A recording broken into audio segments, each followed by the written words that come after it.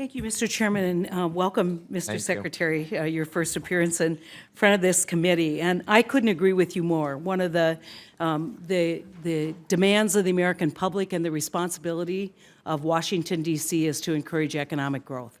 That can solve a lot of our problems as we go forward. And so I want to talk a little bit about the EXIM Bank. Not a big surprise to a lot of people on this committee that I'll be raising it.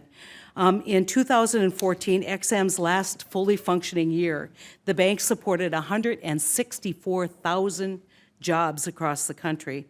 That's compared to about 52,000 jobs in 2016. That's because we didn't have a quorum. In 2015 alone, 3 Chinese export credit agencies financed a total of $500 billion. The potential there is that those could have been markets that we're accessing, but we're not getting access to today. Do you believe that the EXIM Bank is a critical tool for enabling American manufacturing competitiveness? I do. I've actually spent a lot of time looking at this, and I am concerned that without more members on it, they can only make loans up to $10 million. I think that the board should obviously look at credit risk and everything else, but the EXIM Bank is an important tool, and the president has proposed adding new members. One of the great fears that we have is that the suggestion of the leadership of the EXIM Bank going to former Representative Scott Garrett, who really is not just a critic of the bank and a reformer. I think he is someone that we are very concerned would not advance the interest of the bank and does not believe in the mission of the bank, not just reforming the bank.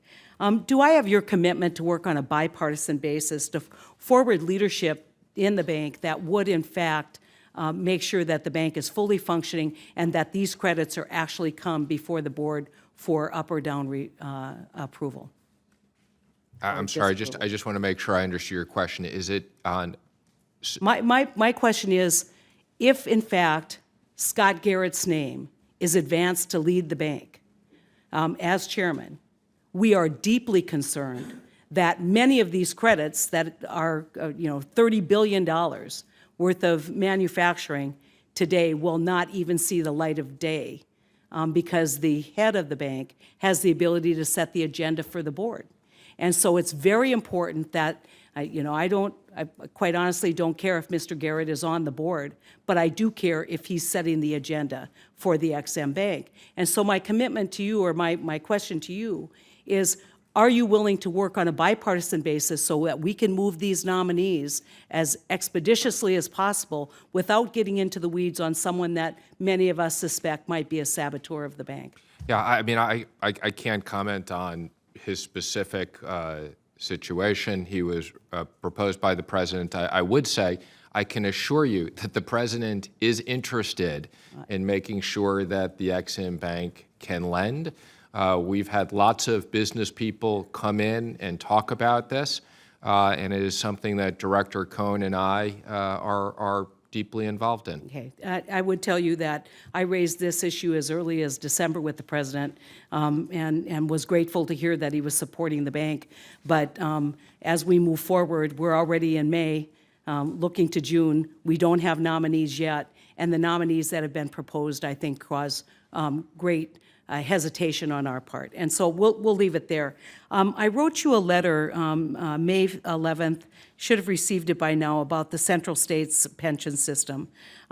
These are good Americans, the kind of Americans that the president talks about every day, who worked very hard, negotiated and bargained for pension and health care, and yet they're being told in many cases in my state that their pensions will be reduced 70%. Now, we were able to, I think, as Treasury reject a plan that was submitted. Where are you at with reviewing Central States, and how do you see this moving forward?